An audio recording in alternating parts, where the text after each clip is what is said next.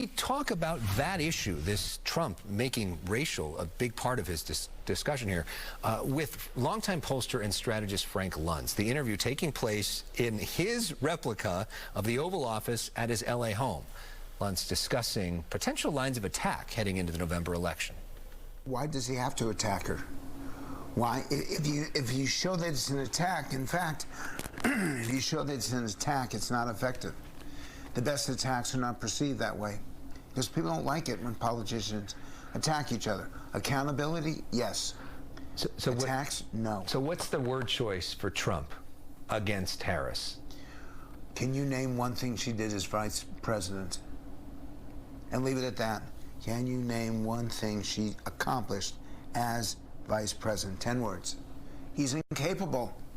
And all these people are going to watch this. All these Trump voters are going to say, you're so mean. And you're so partisan, and you don't like him, so you're criticizing him. Just once can he answer a question in 10 words, or answer with yes or no. Just once can he answer anything without delivering an attack. This room and what this represents deserves a lot better than that. And it's a legitimate criticism. She was number 2 in this country. She was given the responsibility for immigration. Now I'm going to upset the other side. Yeah.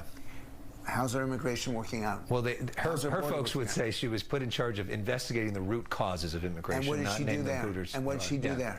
How many vice presidents? How successful has she been? What else did Joe Biden task her to do?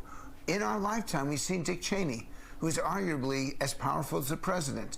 A vice president, and Joe Biden, when he was vice president, had specific responsibilities under the Obama administration. She did nothing.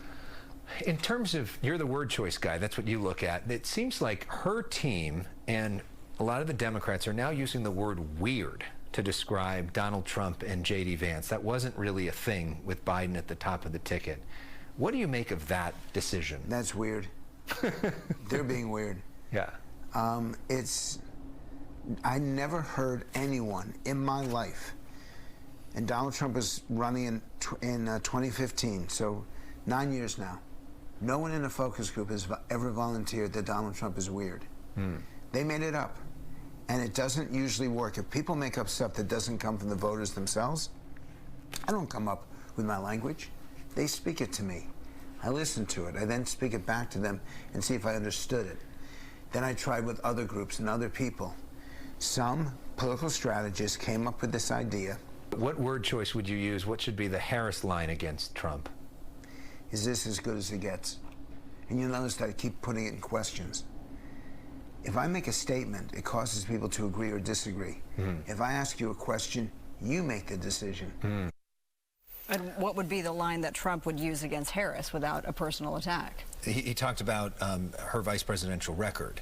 Got it. What has she accomplished as vice president? So Frank Luntz is really interesting. He's been doing these focus groups more than anybody in the country for a long time, and we're going to hear more of his insights and tour that house, which is spectacular.